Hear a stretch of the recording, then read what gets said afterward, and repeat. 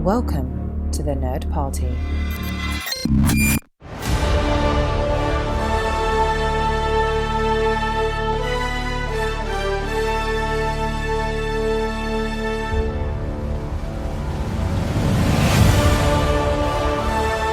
Hello and welcome to another Celebrating Superman edition of Missing Frames. I'm your host, Sean Eastridge. Normally on Missing Frames, we watch all of the movies we should have seen by this point in our lives, but 2025, as you know, has been the year of Superman, and I've been celebrating James Gunn's new film by talking with all of my favorite Superman writers, artists, actors, and so on and so forth about what makes this character so lasting and so special. And now, we're coming to the end of 2025. I can't believe it. The movie's been out a few months. Everybody loves it. Not everybody, but you know what? The people who don't love it, they can go live long and happy lives. I love you guys too. And we're all in this together. But during my celebration this year, I've spoken with the likes of Dan Jurgens, Mark Waid, Tom King, Phillip Kennedy Johnson. I spoke with Lauren Shuler Donner about her late husband, Richard Donner's iconic 1978 film. I even spoke with Ma Kent herself, Neva Howell. What a wonderful person. It's just been such a wonderful time, but I've kind of obliterated my podcast in the process. As I said, we normally watch movies we haven't seen, and this year it's just been a Superman podcast. But how do you close out such an amazing celebration of such an iconic character? I think we may have done it here, because today I'm chatting with another incredible actor, Jonah Lees, who portrays one of Lex Luthor's LuthorCorp cronies. Dean Farr is the character's name. I didn't know that. I had to look it up. That's incredible. But he is in the film with his twin brother, Christian. It's both of their biggest projects. They got to do it together. We talk a little bit about that. It's such a cool opportunity for them. But here's the thing, and this is where I got to kind of bring Missing Frames back to the OG concept, because Jonah wasn't just in James Gunn's Superman. Those of you who know me know I'm a massive Richard Linklater fan. Like, he is one of my favorite filmmakers, might even be my favorite. So he had a couple films out this year, including Blue Moon, and Jonah is in Blue Moon. And on top of all of that, Jonah recently portrayed John Lennon in the Brian Epstein biopic Midas Man. So, like, literally the Beatles, my favorite band, Superman, my favorite superhero, Richard Linklater, favorite filmmaker. All of these things, Jonah has crossed the boundaries. He has combined them all into one superhuman being. That is Jonah Lees. And he's like, and what's great is not only did he combine all these favorite things of mine, like, he is easily now one of my favorite people. He's an insanely talented actor. Like, he's a songwriter, a musician, a director. Is there anything he can't do? I'm willing to bet the answer is no. There is nothing that he can't do. Honestly, the most difficult thing about this conversation was stopping the conversation. It's actually really great, and it speaks to Jonah as a person. We had scheduled some time to chat about all three of these projects, Blue Moon, Superman, and Midas Man. And we realized we were going over time, and he actually agreed to come back at a later date so that we could fully discuss and dissect all of these incredible projects and the work he did in all of them. Like, seriously, so grateful to Jonah for doing that. So let's go ahead and jump right into the interview and celebrate Superman and Richard Linklater and the Beatles with Jonah Lees.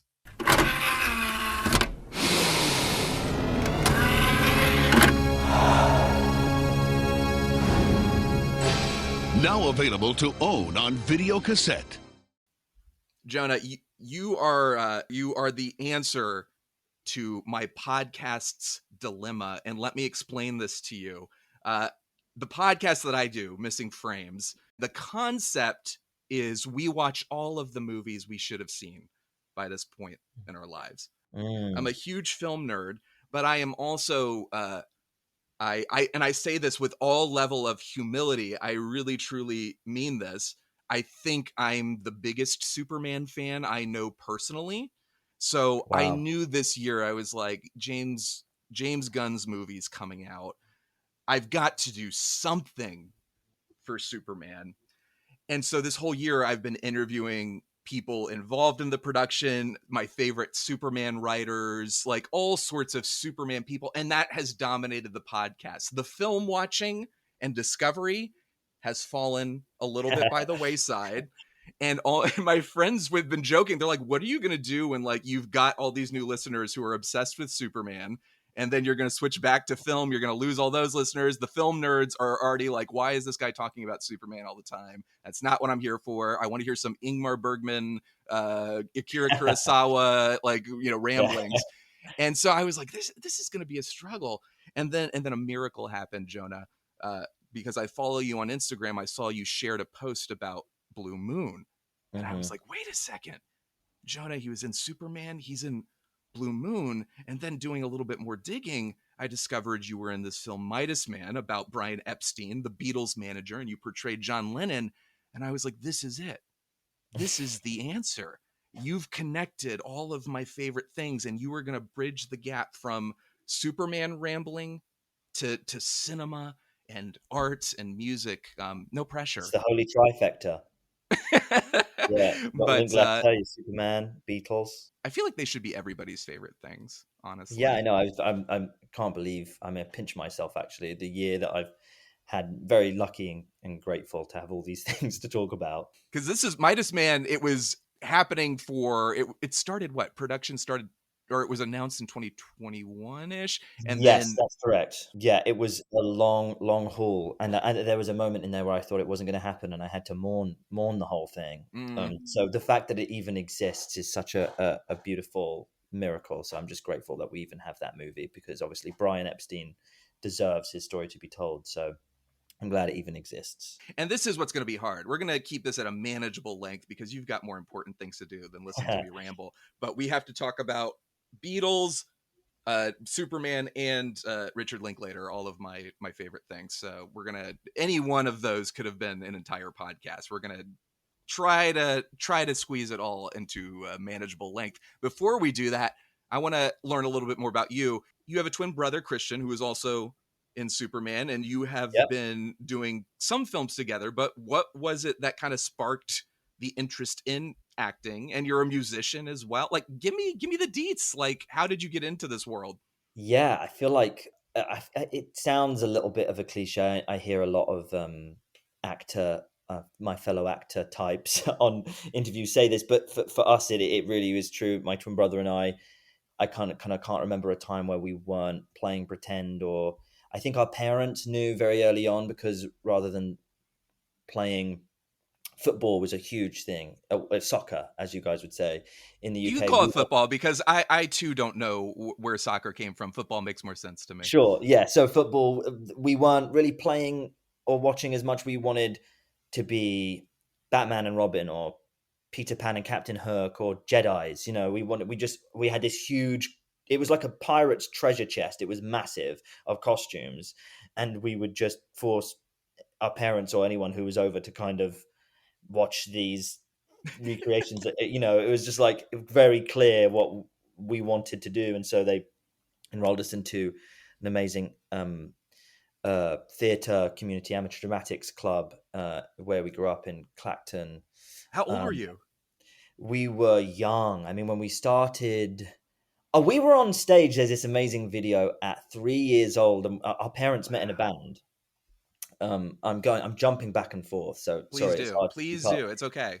Going back when we were 3 years old, our parents met in a band, and they were always touring on cruises, and we kind of grew up backstage, kind of like with our parents singing songs. And so I remember there's this video of us thinking that we're playing. I've got this tiny little guitar, my brother's got this drum kit, and the band is behind us, but we really think we're playing and singing. So that there was always music in the family and pianos and stuff, which is why we grew up as musicians too. But then, yeah, we probably about, I don't know the truth actually of how old we were when we were doing the shows, but we would do like Bugsy Malone and Oliver Twist, and probably about 6, maybe 5 or 6. We started doing that kind of stuff, 6, 7. When we were 8, we'd gotten into some TV, I was in this procedural called Holby City, which is kind of like ER or something like that. And then we were in the musical theatres in the West End. I was in Mary Poppins when I was 10, and Christian was Gavroche in Les Mis. And we got into stage school, and we got an agency, and we've just kind of been working professionally ever since that age. So for a long time. That's awesome. And did Yeah. you guys ever, like, as twins, was it ever like, I'm going to go for this role, you go for that role? Or was there ever any competitiveness to get a role? Like, I'm so curious about that. The very first time was tough because, we were both fit the bill always. We both looked the right age. And so the very first time we were 8 years old, I remember I got the call the same day that I'd auditioned for it. So it was on the train back that we had heard. Okay. And then Christian was distraught. Yeah. My brother. So that was tough, but it very quickly got, first of all, I don't know who was looking out for us up there, but like it just kind of evened itself out. Then he booked a small TV role, and then he was in the West End, and then I was in the West End, and then we both had to play together. And it's just like it evened itself out when we were kids in a way that our parents or no one could have ever really, it could have easily been one of us just gathering momentum and the other one really never booking any roles at all. So we were very blessed and lucky in that way that we kind of, it evened itself out, because it may have been, I can't tell you how, maybe it would have been much harder for us, but we were very lucky. And we were also lucky enough to have worked together a bunch as well, which helped. But no, to the answer, that was a long answer to basically say that there's no, luckily now, kind of competition between us. To be honest, it's the opposite. We often go up for the same role and help each other with the audition, and if he gets it, then I'm much happier than if anyone else were to have got it. So yeah, we've got a good balance with that. Well, I imagine what a cool career breakthrough for both of you to be able to be in Superman together. Yes, to be able to share that, because that's got to be the biggest thing you guys have done. 100%. Yeah. We both auditioned for Spider-Man, and I remember thinking back in the day, Tom Holland for the character. Yeah, but back when when they were looking for the new Spider-Man, right? And I remember both getting at least one call back for that, and I remember thinking, this is the kind of thing where one of us gets this, it's gonna be, and we've always kind of felt a little bit like this industry is so much like, okay, there's gonna be a big break at one point for one of us, and how's that gonna look? Because it's going to be like, oh, I'm Christian Lees' brother. When is that going to happen? Yeah. And that still may happen, and I think we're prepared for that. But what was so lovely about Superman was it was this weird thing where we both got the call and we were like, this is cool. Like, we get to do this together, like our biggest thing. Obviously, it's such a huge scale. It was a dream come true, to be honest. And just to share that moment with him was incredible.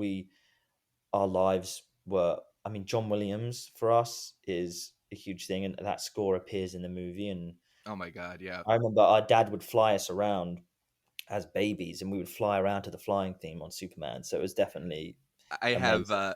I have video proof of me and my son, my 4-year-old, doing that, and he can sing the entire the main theme from Superman, which I feel like I can that's my greatest achievement as a parent. Brought up well. If nothing else, I feel like I've accomplished something major. Mm-hmm. But speaking of that, I'm glad you mentioned John Williams, because you're a musician. Are you and Christian are both musicians? Yes, we have actually. We've been lucky enough to play a lot of musicians. I think I've played more musicians now than I have not in my career, which is funny to say, but it's true. At what point were you thinking, like, was there ever a point where it was like, I'm leaning more towards this or that? I guess, like, in the realm of creativity, it's almost like, well, what is going to pan? Like, let's just see what pans out. There was a moment when I was 16. I was writing a lot of songs, and I thought, oh, I'm just going to go on Britain's Got Talent or X Factor. I'm going to be a singer, songwriter, and that's what I'm going to do. And it was, to be honest, if I'm being honest, just following the momentum and following what was happening. I see them like you kind of said, almost as they feel very same to me. In terms of like what I do, it doesn't feel too different in terms of telling stories and characters. And I've been lucky enough, like I said, to use my musicality in a lot of roles. Yeah. So I get to kind of do both. So it doesn't feel like I'm missing the music side, because I've kind of been able to keep it with me in my acting roles, which is great. Right. Are you still writing songs? I do. I still write songs, although I will say when I got with my partner, Nicole, I used to write a lot of songs about how lonely I was. I was going to I say, feel like what, like, but like, songwriting. honestly, heartbreak Yeah, is like, I mean, the perfect that's subject it. for, That's it. No, I that will say that. longing, you know? It took a while for me because it's also a solitary thing. I felt like songwriting was the kind of thing when I was on my own, just kind of like traveling around, just me, my Right. suitcase and my guitar. And it did feel a little bit strange to be so happy and be next to Nicole and then be like, I'm going to just do it. Feels like a very self-indulgent thing, songwriting, to just be like, I'm Right.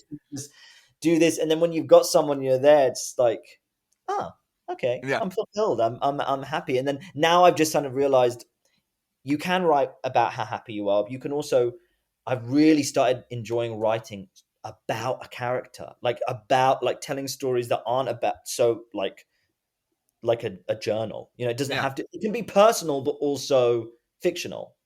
So you're more of a Paul songwriter than a John songwriter, you would say. Well, I think I'm doing that now as kind of just to keep my creativity going. It's a very. I love the way you did that there because John and John, not John and Paul, but John and Paul Simon. I have transitioned into more of like, okay, let's just kind of. And there's so many different ways of songwriting. There was a great songwriter. His name is Tom Fletcher. He was in a British band called McFly, and he does like musicals. He writes children's books, but he was saying that to keep it fresh for him. So like if you typically write a song and you're on your acoustic guitar, and the melody comes out and then the lyrics comes later, change that process completely. Throw away your guitar, write the lyrics, don't think of the melody. And so I like to change it up to keep it fresh. I love that. Yeah. I don't play a single instrument, so I'm always like, damn, that was something I've only just picked it back up again, really. And it's a lonely thing though. So I find I'll write if I'm on set and I'm away from Nicole. So it's a hard thing to do. I don't know if I wonder if other songwriters feel that way, but like it definitely stopped like for years when I found Nicole, and I only just started bringing it back. I do a lot of writing, and I did a lot more writing before my son, and I not songwriting, but just like script writing and story writing, exactly. Yeah. And it's a very solitary art. You kind of lock yourself away in a room, and I think the struggle now that I've had is kind of similar to what you've said. Sarah, my wife, Sarah, has always been very supportive, like, yeah, write and do your thing. But once you have a kid or like a responsibility like that, or like a romantic partner, you do feel that sense of like, I don't want to separate myself from this person and like do this thing off and be alone. It's like, you kind of have to then find the way to channel that creativity and love for that passion while balancing it with domesticity, which it's a funny balance. It's one that I'm still learning. And it's the kind of thing that Nicole, I know, has said, because she knew I used to write songs a lot. And she was like, you should do it. And it's just this weird thing where I'm like, yeah, I should. I should. You should. But, I encourage you to do it. So, because like I said, we have three things to talk about. We have these 3 films you were in. We have Midas Man, Superman, and Blue Moon. I put these in a wheel, one of those wheel name generators, a random thing. Cool. So we're going to find out what we're talking about first. I'm spinning the wheel now. Great idea. That's exciting. All right, let's see. Oh my God. Come on. Superman. See, I was like, we're going to make you can't hear it. The audience can't hear it. There's applause happening in my headphones right now when it lands on the spot, and Superman is the winner. That was, I guess a strategic podcaster would say, let's say everyone's here for Superman, so let's save it for the end. I'm not a strategic person, not a very intelligent person. So we're just going to start at the front. And then anybody who was here for Superman and doesn't want to hear the film nerdiness can hop off, but you want to stay. Or maybe I'll try and just leave some... leave some tidbits for the end. I'll allude to some MCU like post credits teasers for some great stuff. But all right, I'll leave that till the very end. Great, good. See, well, there you go. This is it. So you're going to be my strategist, my podcast strategist, and help me go totally viral. All right. Well, talking about Superman, let's just start with Superman himself, like as a character. Were you? I feel like it's a dumb question to say. Were you familiar with him? Because it's such a I feel like there's never been a time in my life where I haven't known Superman. And feels like that way for me too. Isn't that strange? Yeah. Some characters feel that we almost like, you know how animals are born with certain instincts. Mm, It feels archetypal in a way that Superman has always been there, and that's, I don't think that's overly dramatic to say. It does kind of feel no. like you just kind of are born with certain archetypes and Superman is one of them. Whether that's just because he's so part of pop culture or what, but no, I was very lucky that our household I grew up with a lot of great music, a lot of great movies, and and so John Williams is, I have this playlist called Magical Playlist that I can send to you if you want on Spotify. And Please, yeah. I send it to a lot of my friends and family, and they all kind of say, it literally scores my life. Mm, It started off just as John Williams, but now it's Howard Shore and Hans Zimmer and all these other yes, things. yes. The best kind of music to kind of live your life to, wake up to it, kind of drive to it, whatever. But yeah, that original, not, I don't know if there was probably some Superman before, but the in the 70s, with that John Williams and Christopher Reeves, Yep. that's his name, right? Christopher Reeve, yep. Yeah, that movie was so kind of pivotal for me, Yeah. and kind of just the magic that movie brought, along with the other Spielberg, Williams kind of Oh, stuff. yeah. One of those movies that just was, it was on repeat, and that music. Before we could talk, I'm sure my mum used to say that music was kind of playing in our cribs. So I feel like we didn't have a choice, but we were just kind of grew up on that. But the character itself, I never got into comic books, but that was more just because, like, I had an aversion to reading. I wish I didn't when I was a kid. I just thought it was like, nerds read. Like, I'm not going to Right. read this. I mean, to a certain extent, it's still true. Very nerdy Yeah. people read. Oh, Yeah. I was a nerd. I was a Yeah. nerd in the sense of I loved Star Wars and I loved all this stuff. I don't know what I was thinking, but I just think I didn't never wanted to do homework, and it felt like Mm, homework. mm. And now in hindsight, I'm reading all the Harry Potters with my Oh, yeah. my girlfriend Nicole, and we Have you read them before? never.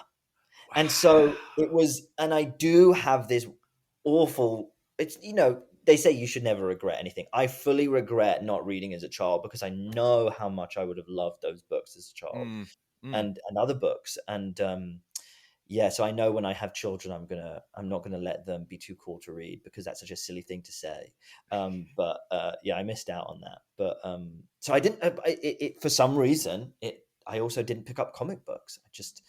And I also now feel like, as an older man, I'm like, missed out, because I love Superman and those kind of characters, and I just kind of pigeonholed myself to the movies, which maybe makes Yeah. sense that I'm an actor, but I mean, I just was all in on movies. Well, it's the same way with me. I was very much a film kid growing up, and that was how I think that was where my love of storytelling started. And I was reading when I was young. I read when I was young, but I definitely at a certain point was like, I kind of gravitated very much towards film. And then eventually music and reading kind of snuck back into my life once I was in college, but film Yeah. was the primary thing.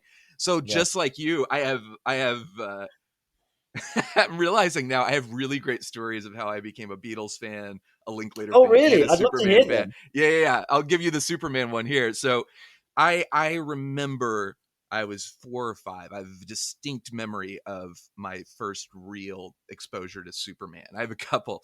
Wow. I remember having one of those. Did you ever get one of those, like, vinyl costumes with the plastic masks, like a Halloween costume or something like that, where the plastic mask would break and crack and cut your face? Yeah. Oh, And 100%. The most uncomfortable, and it's sweaty, but like yes. from your condensation of the Oh my God, I breathing. know. Terrible. Yeah. So I Yeah. had one of those for Superman, and I was 4, and I remember my parents chasing me around singing the Williams theme, and me being Love like it. very embarrassed and like, leave me alone.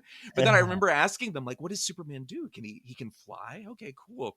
And then I remember seeing a commercial for the Donner film on TV for like a television airing, and they showed the shot of Lex Luthor pushing Superman into the swimming pool with the kryptonite necklace. And I remember asking my dad, I said, what happened? Why, I didn't know anything about kryptonite. So I was like, I thought he was powerful. Like, he just got pushed into a swimming pool. Doesn't he fly?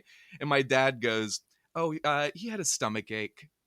It's like Superman had a stomach ache. You couldn't have just told me. He thought I was too Did young he to not? know about Oh, kryptonite. he didn't. Oh, he was protecting you from the idea of kryptonite. Yes, I think maybe that's what it was. Or honestly, I think what really happened was my dad didn't know and was That's just what I was like, going to say. I was like, it's got to be one of the two, because it's just no, like it's so much if easier to just go, oh, kryptonite. my dad was a sweet, sweet guy, but I guarantee you, it was just like he was like, I don't want to talk about he had a stomach. Although I ache. do like the idea that he was like, he's too young to know about kryptonite. I love that's what I prefer, but I also am thinking to myself, I think it caused more damage because I was like, a stomach. How does Superman's invincible and flies, but a stomach ache is a weakness of his? So it really threw me off until I finally saw the film and understood it.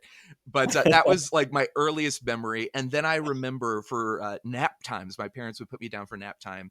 And I developed this internal clock that is stuck with me to this day, where I would wake up or not sleep, but I would just detect. I'm like, okay, it's this block of time where I don't know if you had like Sesame Street and Yeah, we Mr. did. Rogers and all that stuff. We Yeah. didn't have Mr. Or at least I didn't, but I did have Okay. Sesame Street. There was a block of time where it was like Mr. Rogers, Sesame Street, and I would sneak out of my room during nap time and go downstairs and put those on and watch them.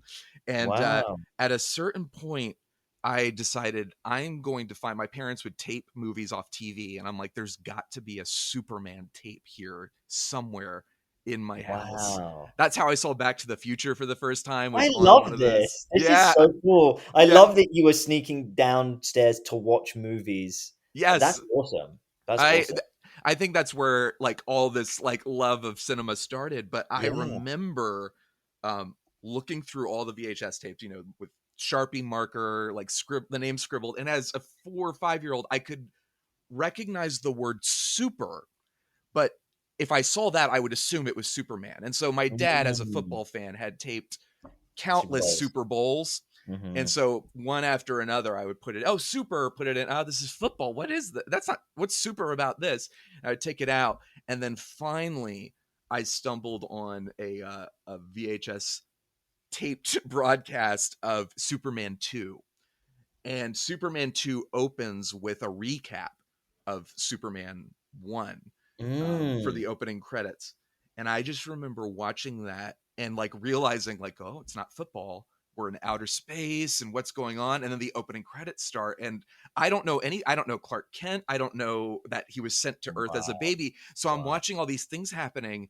And then at a certain point in the opening credits, the Williams theme kicks in and the giant S comes up. And I'm like, oh my God, this is it. And then I'm watching this montage of the first film. And that's him. It's Superman. And like he flies and he grabbed a helicopter and it blew my mind. And I was so excited that maybe subconsciously I knew I was going to get in trouble, but I ran to my parents' room during nap time when I was supposed to be asleep. And I was like, God, like yelling, like I saw Superman, like, and the S flew at the screen and did it. And like, it was great.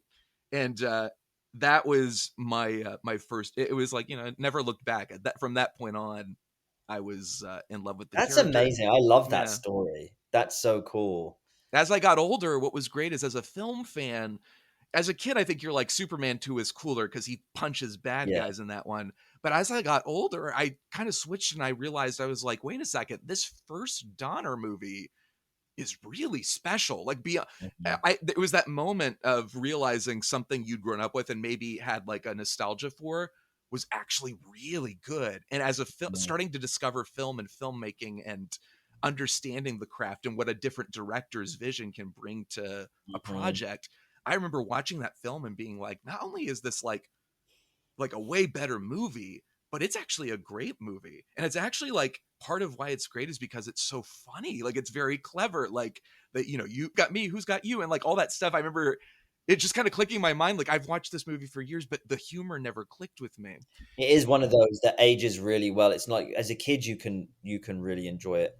But as you get older, I completely agree with that sentiment. You realize actually this is a great movie just on its own. Like it stands alone, and it's, for a superhero movie as well. I know at that time they weren't doing as many, but like it just is good. It's just it frame by frame what they did with it. It was just very, and what Christopher Reeves did with it as well. It's fun.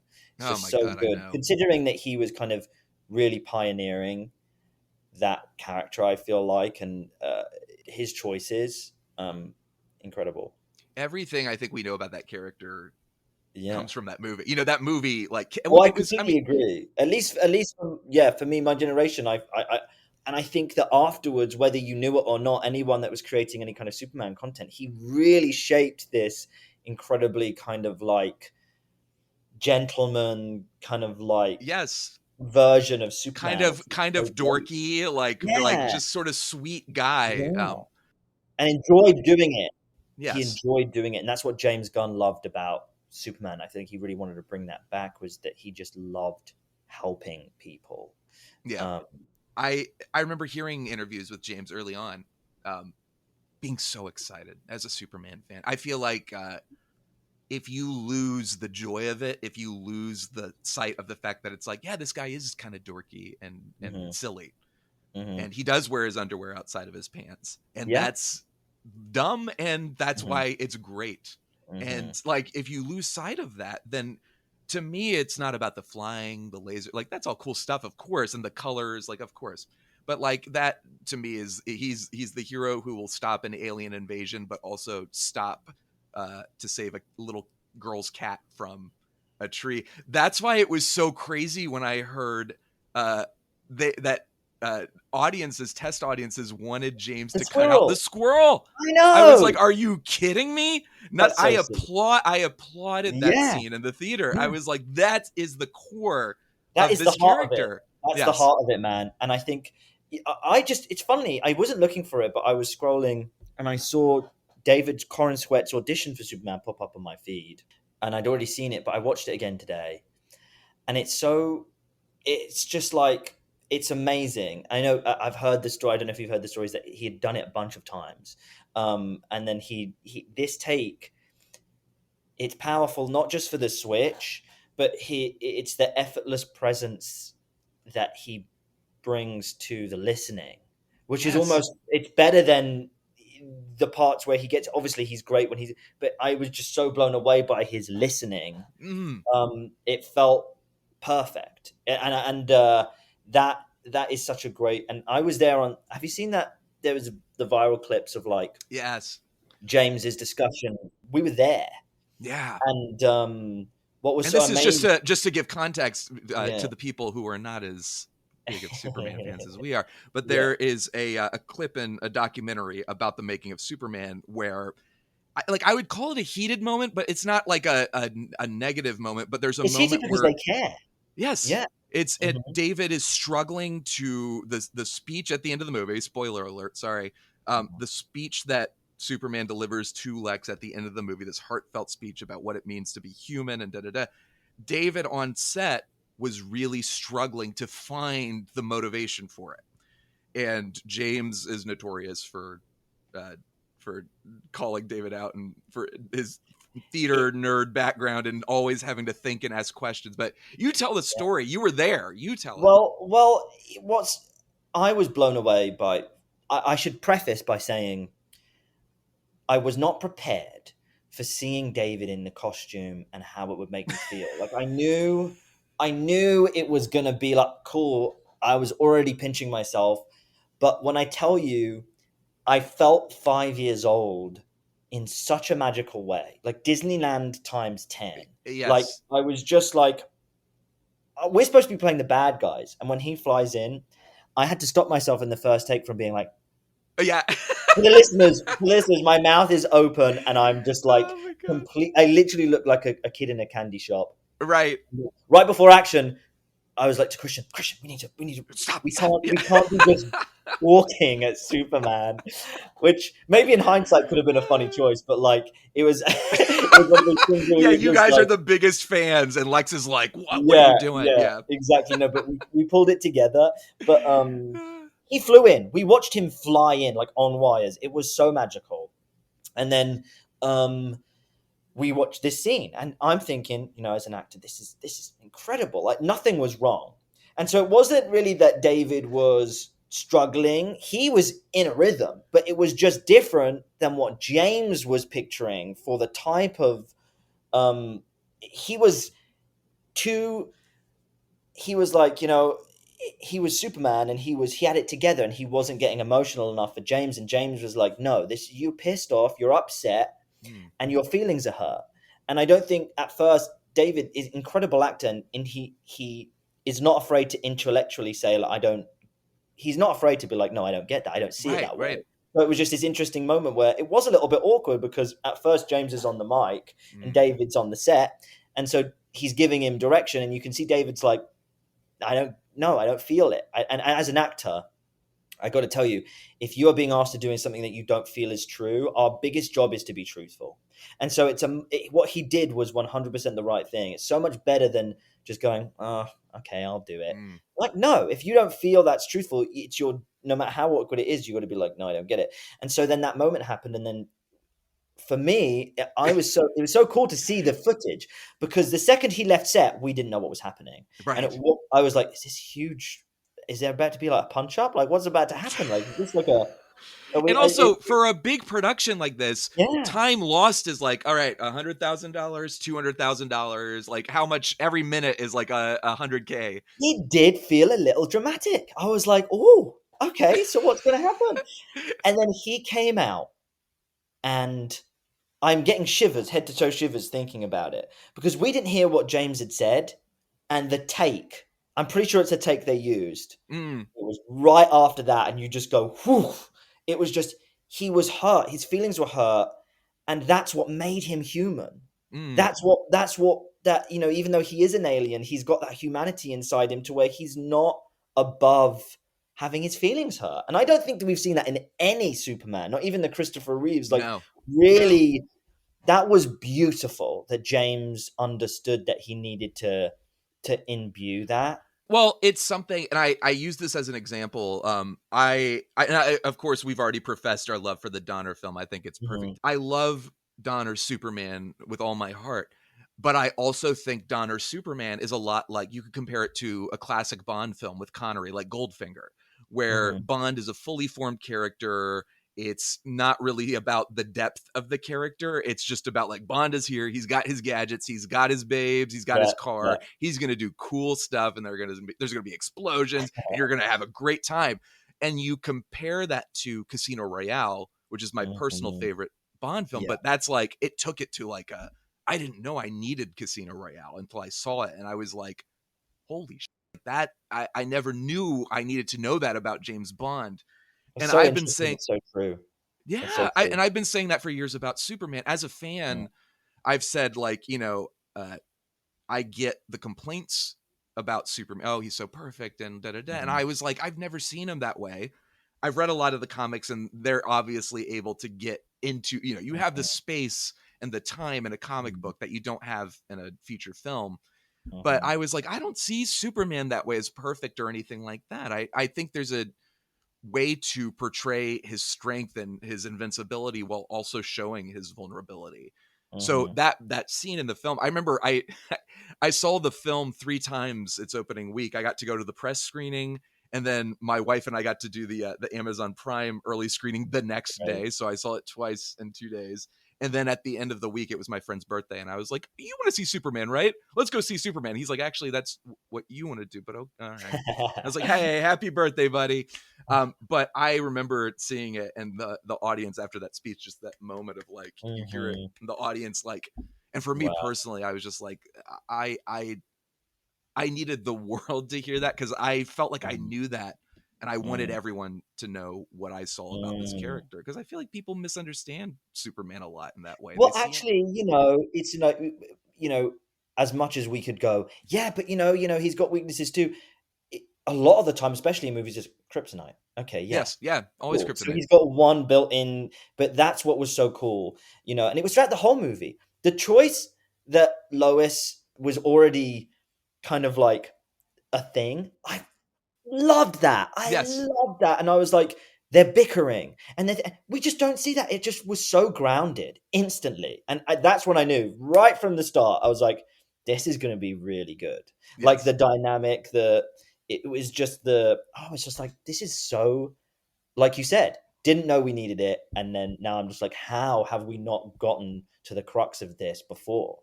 But isn't that fun though, to see it and being a part of that, but also getting to see like all the viral stuff about, you know, kindness is the new punk rock. Yeah, I love that is ultimately the thesis statement of the film. And I knew, I was like, I'm gonna have you have to deal with your own expectations of like a giant film like that. Like seeing a new Star Wars movie, you have these insane yeah. expectations. You're just And like, then oh God, yeah, here we go. exactly. And then I'm not gonna love it because it needs to be like up here, you know? yes, exactly. So for me, like for Superman, it's Mhm. kind of like that. So you have that moment of like, I don't know what level I will love this, but hearing James talk about the film and like why, you know, it's a film about love and kindness, and it was like, it's almost like you're speaking my language here. And what was so great seeing those kind of viral reactions is like, this is what, to me, I don't care how much Superman can punch something or destroy something or blast somebody. That, to me, that kindness and that humility is what makes him special. So to see that kind of like audiences really latch onto that and embrace it was so like as a fan, like just on the outside, I felt so gratified and grateful. But for you, like getting to be a part of that and seeing it, like what was it like for you? You know, it's all very hush hush. So we didn't get some of our stuff before even the day of. And a lot of the time I was like, is what he's telling us we're seeing what we're actually Right. seeing?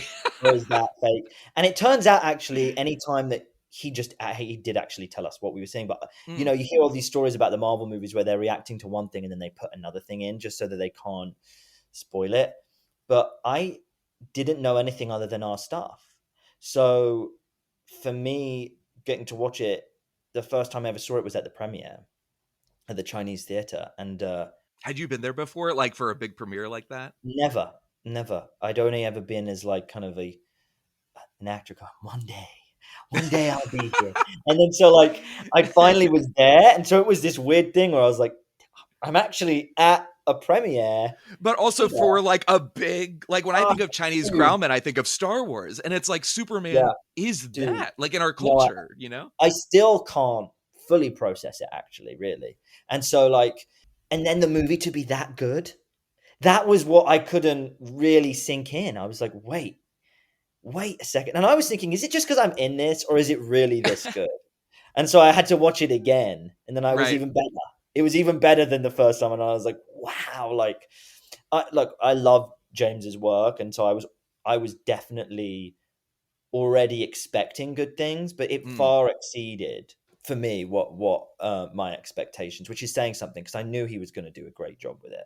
But like, yeah, I'm just so proud to be a part of it. I think it's great, and I know the next one's probably going to be just as good. So yeah, I'm excited. I'm excited auditioning for that film. Like, do you have any memories of like getting the role, you and Christian, and then also like just day to day on set? Because it's like you didn't get to see well, David in this costume, but you were working pretty directly with Lex Luthor, and that's pretty exciting in some this is fashion. going to sound crazy, but we didn't audition. We just got offered the role, and it's the first role in our lives we've ever been straight to offer on. How nuts You for know, as for it to be actors, this movie, you know, you pass a threshold where you're like, right? I'm straight to offer now. No, I don't have Right. this. And so, you know, we got a text from Joe. We'd done a TV show called Sun Records about the birth of rock and roll. Elvis Presley, Johnny Cash. My twin brother Christian played Jerry Lee Lewis, and Oh, how cool! I played his. A lot of people don't know this, but they're like second, first, double first. I don't know what it is. Cousins, very close cousins. Probably some incest going on somewhere, but they were very close. And his name was Jimmy Swaggart. Do you know Jimmy Swaggart? No, He no. was a famous televangelist. He still has he died unfortunately, but the Jimmy Swaggart channel you can still find on cable. Like Okay. huge evangelist, and they were cousins. And there was a movie called Great Balls of Fire. Dennis Yes. Quaid Yeah, I played. remember hearing Okay, about so if that. you Yeah. remember Alec Baldwin's character, Mm. that's who I played, Okay, gotcha. and they were cousins. And Jennifer Holland, who is now married to James, Oh yeah. played Chad Michael Murray's wife, and that's Sam Phillips' wife, and that's how Gotcha. Okay. we got together. And we'd heard that James was kind of a fan of our work in that, and we'd kind of stayed in touch and have been friends ever since.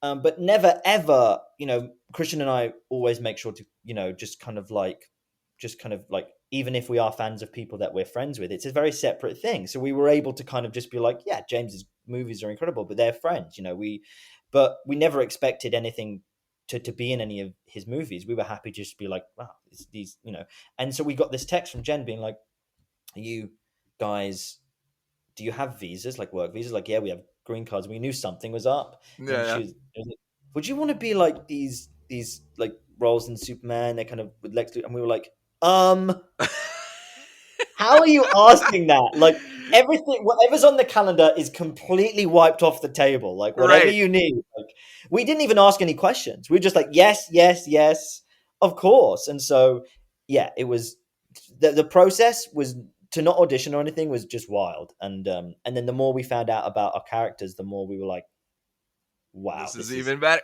And did you great. guys shoot in Atlanta? We did for 2 weeks. You guys, yeah, filming there. It was great. and then what are your some of your favorite memories from actually being on that set? You had like a crazy screen, like a actual like interactive like cityscape there. That was amazing, just to not have to act, to really look like you're in LuthorCorp. It's the Superman flying, seeing him for the first time was enough. And then getting him on the wires and flying in through the bloody window. I mean, like, that is, I can't believe I got to see that. And then sneaking onto the Fortress of Solitude set, which we probably weren't supposed to do. And we had one of the assistants, and she had just mentioned, oh, this is where the Fortress of Solitude was. And we were like, she's like, okay. So we just kind of, and it was like, yeah. So that again was, I think those two would be the moments where I was like, what am I doing? How am I here? Like, well, and some people might watch this movie and, we're so used, we're trained, audiences are trained. It's like, oh, it's all, it's all CG and da-da-da. But that Fortress set was like, they built that. No, and that dude, set you guys were on was real. Yeah. It was all there. I mean, I'm not kidding. Those two memories for sure was, again, like, thinking about it now, I'm just like, it feels odd to say out loud that we got to be a part of it. It's beautiful. I'm keeping my fingers crossed. I'm not even going to look at you because I don't want you to feel guilty, but I'm keeping my fingers crossed that you guys get to be in Man of Tomorrow. Not looking at you, so I don't know anything, but just putting that out there into the universe. Yes. All right, I'm going to spin the wheel again. I told you this is going to be, it's 47 minutes talking about Superman, so I knew this was going to be a problem. I love that. What it deserves. This is, all right, Blue Moon's next. Do you want to hear my Linklater story real quick? Please. All right, so here is how I became a fan of Richard Linklater. There was a foreign exchange student from Austria who came to my high school the year after I graduated. We never had exchange students at my high school when I was there. They didn't do anything that cool while I was there. But I developed a crush on this girl and became friends with like these Austrian students and decided, my best friend and I decided we were going to go to Austria. And I was like, we're going to hang out, and I'll find this girl and profess my love to her. And I was explaining this to another friend who was like, that sounds like the plot of Before Sunrise. And I was like, what's Before Sunrise? I don't know what this is. And he was telling me about it. And I was like very skeptical, like typing Rotten Tomatoes and, like, all right, before, 100% on Rotten okay. I should probably see this. And this was 2007. So Before Sunrise and Sunset were out. I went to the morning of my flight. I went to Best Buy, which dates, this will also date me, which was selling movies at the time, selling DVDs. I bought a portable DVD player, and I bought Before Sunset and Before Sunrise off the shelf, not having seen any of them, and literally flew to Austria that afternoon and watched them both on the plane back to back for the first time. And it was like, I knew I'd experienced something powerful. And my friend was behind me. And after I was done with Before Sunrise, I was like, here, do you want to watch it on your computer? And then we watched Before Sunset later that night in the hotel. I watched it twice in 24 hours. Wow. But then I got to go to Vienna, like right after. Wow. And it was like, this is incredible. And then at a certain point in my life, I realized I was like, these might be my favorite films. I think creatively, as far as the stuff I wanted to write and make myself, I was like, that I connected with that so strongly. And then before midnight, of course, I was like, this is amazing. And then, for talking about Superman and great stuff about Superman, knowing there was a 10-15 minute dialogue sequence where the two of them argue. Right. As a Linklater fan, I was Mhm. like, hey, I'm here for it. That's like, that sounds perfect. True. Let's do it. But that's Yeah. how I became a fan of his, and eventually went back and went through all of his work. Enough rambling on my part. This new film, Blue Moon, which is phenomenal, one of my favorite films of 2025. Tell me how you got involved in that. Like, you have a pretty significant role in that too, which is crazy. So I was filming a movie. It's like a Hulu Ween movie called Carved, and it's this hilarious kind of silly movie about this pumpkin who becomes sentient and sees all of its brethren being carved at Halloween. It starts carving everyone. It's silly, but really fun. And I play a ridiculous character in that. And I was kind of tired, and you're doing a lot of night shoots, and I got this audition through, and I was half asleep. And so I just read it, and I was like, they need me to play piano. My brother's more of a piano player than I am. I do play, but he's fantastic. I play more guitar. And I was like, okay. So I was just like, I spoke to my agent. I was like, I don't know if I have time. Like, and he was like, did you read the email properly? And I was like, it's Richard Linklater. And I was like, oh, okay. No, I'll do it. Doing it. Yeah. So I didn't read it fully. When I woke up and I was like, do I have time to do this? There's no piano. He's like, don't forget about the piano. Just do the scene. Now, so then the scene was, it's funny, actually. We talked about listening and how much I've really admired David Corenswet's listening in his audition. So the scene that they had chosen for the audition was not my biggest dialogue scene at all in the movie. It was like, I'm Morty Rifkin, blah, blah, blah. And it's mostly listening. Obviously, we're all mostly listening to Ethan. Yes. But and it was basically that line. And then there was one other line about being an aspiring composer. And so I was like, okay, maybe this is his only scene in the movie. And I was like, maybe he kind of does this. But I was like, this is Linklater. Of course, I'm going to do this and do it my best. And so I just thought, don't overthink it, dude. Don't put any pressure on it.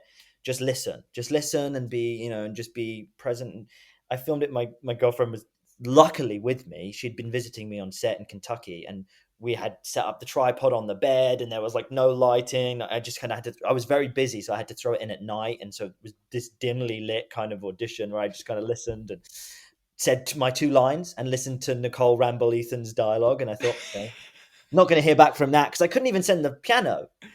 And then they said, we really liked the audition. We'd love to hear some piano. And when I got back home to LA, I didn't have long before going to do Superman. So I threw down a Billy Joel song because I already knew it. I didn't have Which one? It was River of Dreams, Please.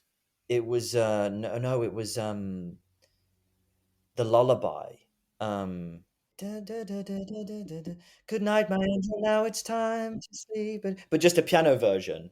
And because I knew it, and I thought, well, I need to do something I know. Did it? Didn't think. I was like, I didn't have time to learn any Rodgers and Hart, so probably won't hear anything. And they're like, that's great. We really liked it. And I was like, okay. And I was like, can he learn some Rodgers and Hart? And I was like, oh, God. And I was on the set then of Superman. I was like, again, I don't have a piano. Oh my God. And so I could hear people I could hear like people were talking, and I was just talking to Christians, like, what am I going to do? And luckily, her name's Tasha. She was another one of the LuthorCorp people. She said, I have a friend who could I know people in the area. And I was like, that'd be amazing. They sourced a keyboard for me. I drove into Atlanta, picked up a keyboard. This woman I didn't know, but I was like, thank you so much. Got the keyboard in, learned. I did because I learned by ear. I don't read music. So Amazing. I learned these 3. I did like Manhattan into, oh God, I can't remember. I definitely obviously did Blue Moon. I think I did a little bit of My Funny Valentine. Maybe there was Bewitched, Bothered and Bewildered I did too, and I did a little medley. I put them all in the same key and arranged them and just kind of did it. I spent all day, as much as I could, just doing that. I probably did 20 takes, and I was like, okay, this is the take. Sent it off. And then by this point, I'm thinking, because they'd gone, I was like, they must like me if they'd asked me to send me this thing.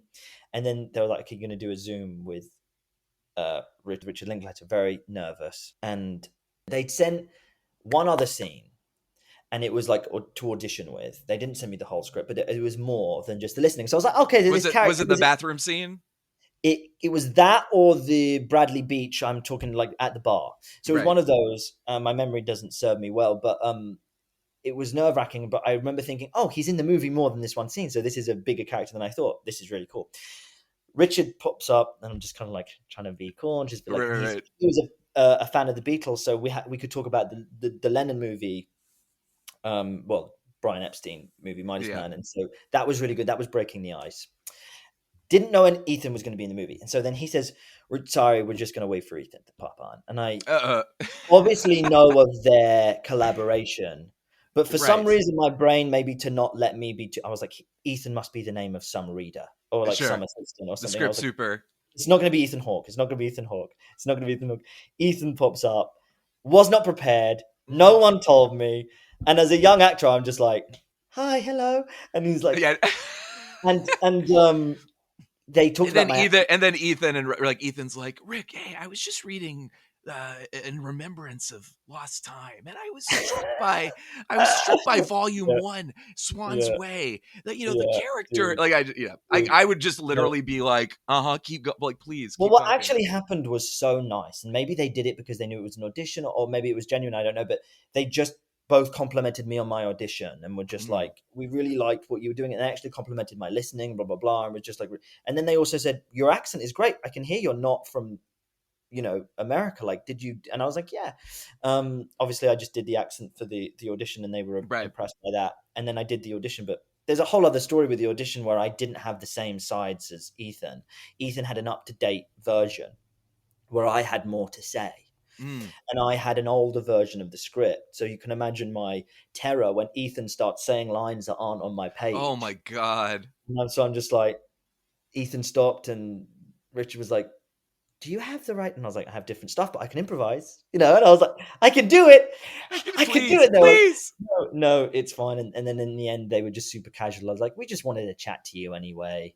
And I did think for a second, I bombed that. I didn't. And then I got the call. So amazing. Yeah. And then shooting it like that whole, I mean, there's so much, and Linklater in general, obviously so many of his films are so dialogue heavy and so dialogue reliant. And I've always, you talk about listening. I mean, the energy, and just speaking, I think particularly the Before trilogy, just the energy Ethan and Julie Delpy have to bring to their scenes where they are actively involved in this conversation and engaged and having to, like, all these little ticks and stuff. As I understand it, like, I think people take for granted the fact that they're like, oh, that must have been improvised. It feels so natural. And it's like, no, that was very, very scripted and rewritten and rehearsed. But that's what I would say. It's at least for Blue Moon. I don't know the ins and outs on how Before Sunrise, whether there was any improv, but at least for us, no improv really. I mean, I'm someone that likes improv, but I also obviously will kind of, and I think what was nice is that it was so well written. And also we're in a different time. We're in the 40s. So like, if I'm going to improvise, it wouldn't be as easy for me to have like throw in a doll or something. It's like those things is like, so I had no need to improvise with the Robert Kaplow, the writer.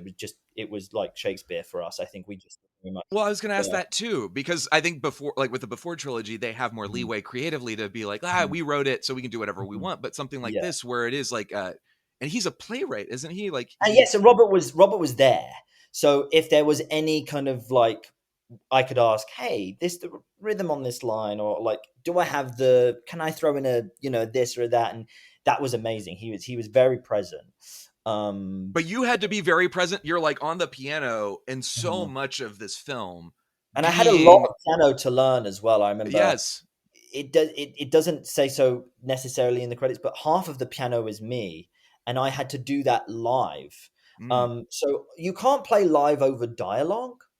But so what I would do is I'd play live sometimes for the wides, so that Ethan and Bobby and everyone could feel the vibe of what we're, because it was helpful for the actors and everyone kind of to know the rhythm of the scene. But then how fun is that? Like, how crazy to be like, oh yeah, let me just set the scene while you guys do this incredible exchange. I loved it. And what was amazing is Richard is so collaborative.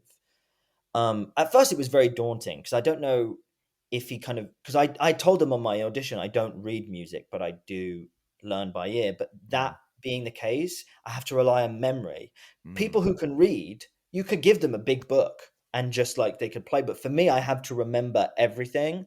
Mm. So I got sent this list of 100 songs. And at first I was so daunted, and I told Richard, and I was like, I can't learn all of these. And I think there was a miscommunication because he was like not expecting me to learn all of them. He was giving me the permission to pick what I liked. And I had never been given that kind of freedom before. So at first I think he was like, wait, can he do this? And I was like thinking he wants me to learn 100 songs. And then when we talked about it, it was eventually, he was like, no, it's okay. You just pick what you like. And then the rights will come later. And I was like, oh, cool. So I got to pick. Well, I think, what'll I do would be really nice for this section. And I think that, and it was like, what is going on? This is so cool. Awesome. And then I did 20 minutes at the end, the very end of the whole movie. It's funny, I filmed the very, very start of the whole movie was the bathroom scene. That's the first shot of the whole movie. The very last shot was 20 minutes for me to just play piano so that they could have the raw piano version so that they could put it to different scenes. And I was thinking, I told Richard afterwards, you should also get a pianist to do other bits, in post, rather than paying me, just because it would be quicker.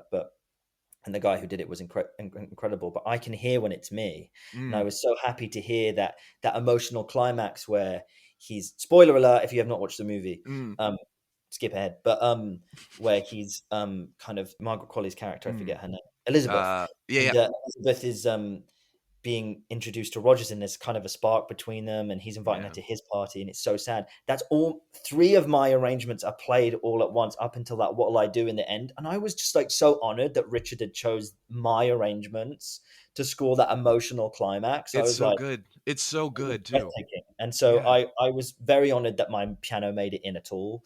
But and I just played it live on the day. But it was I went off on a tangent, but basically I was saying Richard gave us, he's such a great director to work with because he really was kind of like wanted to make sure that you felt that you were coming from a truthful place, and like any direction he gave was so respectful and kind of, I don't know, do you think maybe he's feeling this? It wasn't like do this, it was like very respectful to make sure that you could feel that organically. I love that so much. And I got that vibe from him, and you hear secondhand and see a little bit of stuff like behind the scenes things and documentaries on the films, but like hearing about it firsthand, I'm like, it's so cool. I'm so glad you got to experience that. But I wanted to ask about the bathroom scene, because it is kind of your big scene in the movie. Yes. And you talk about being a Richard Linklater fan, talk about being an Ethan Hawke fan, and in that scene you're like, I mean, somewhere in the back of my mind, if I was there,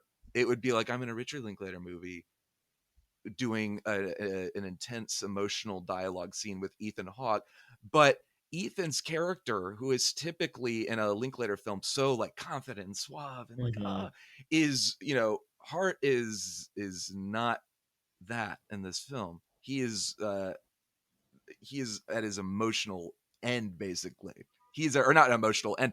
He's at the quote unquote end of his career. He recognizes the fame slipping from his fingers. The love of his life may or may not, like the person who will save him and pull him out of this is maybe not responsive to his feelings. In that scene, you have all the power. How was that like to be able to because the exchange is essentially you're there saying like, hey, so have you talked to Rogers about me? Like, I was so pleasantly surprised. As an actor, you're only as good as the opportunities you're given, right? And so I would have been happy to just be in there and listen and be on the piano and give a little reaction, which is that I'm still very, Ethan was amazing. He would throw so much of the scenes to me, which he didn't have to do, but a lot of the movie became about him throwing it to Bobby and him throwing it to me. And it was like this trio of kind of the people that were there. That was his home base, which was so lovely. I can't believe, I still pinch myself that I'm in the movie so much and so present, but also such a masterclass to watch Ethan act. But I'm going to preface your question by saying it was made a little easier on me as a young actor who could have been incredibly nervous during that scene by how amazing Ethan and Richard were, but in a number of ways. Ethan, when I first met him, he looked like Ethan Hawke. He had the hair and he had the beard and he was the blue eyes, and you're just like, Ethan Hawke is right there. Shook my hand and I was like, but then the second day, he had gone through hair and makeup. He had the brown contacts in, he had the hair, and it was a different guy, and he shrunk himself, even though he was still towering over me. His demeanor already changed, and I felt more like I'd done a movie. Not that Ethan's not necessarily, I'm not going to suggest that he's method, but what I will say is that maybe this is just Ethan.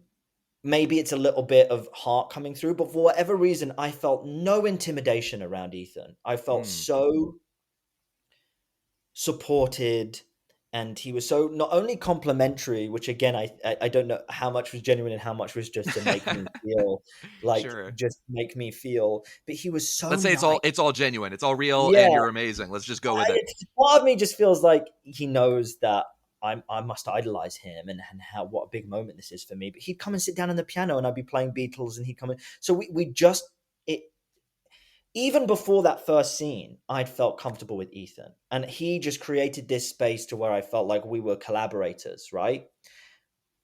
So amazing, because I could have been bricking it, but the other part of me which was definitely still bricking it, knew that I had to get out of my own head. As actors, I'd done a movie. I've been very lucky to work with some amazing people. I did a movie called Phantom of the Open with Mark Rylance and Sally Hawkins. And I had some intimate moments with them. And I asked them, I'd say I'd be remiss if I didn't ask you some acting advice. And they said, okay, get out of your own way. You've done all of the work. I don't care how big you think the scene is, whether this is your big moment or this is the thing, get out of your own way in whatever way you can. So I knew that this was my big moment. And it just so happened that we were filming it, not only my first scene, but the first scene of the whole movie. So the crew is the first scene, Richard's first scene, Ethan's first scene. I'm like, damn, this is a bit too cool. So I just knew I had to get out of my head. And as an actor, you got to think, well, how do you do it? So for my character, I thought music, right? Music is my character's anchor. So I was humming. And so I was just like, as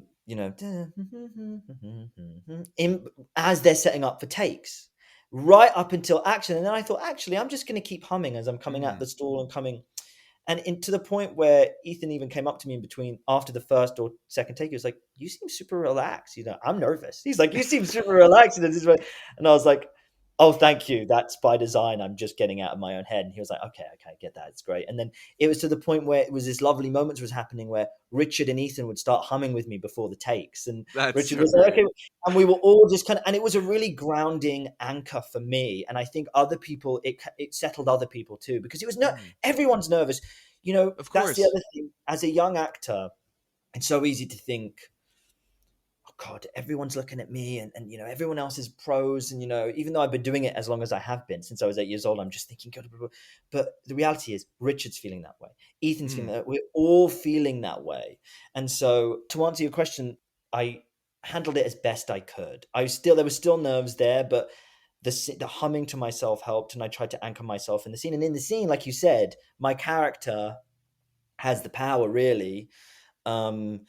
He's stuck in this awkward position where this is someone, let's remember, he also looks up to, even though he's not the musician, he's the lyricist. Right. And this is a huge famous person, and I'm a younger person. So especially in the 40s as well, that would have meant something as well. So I think there was this weird thing where I just wanted to respect, as my character Morty, I really wanted to respect him. So that's why I really wanted to leave the second I'd wash my hands. But this guy's talking to me while he's taking a pee, and he's just kind of like, and he's divulging, he's not stopped. And I was really just trying to find the moment to leave, and also remind him that you'd promised me to introduce me to Rogers. They were my two intentions, Right. But yeah, no, like you said, that was it.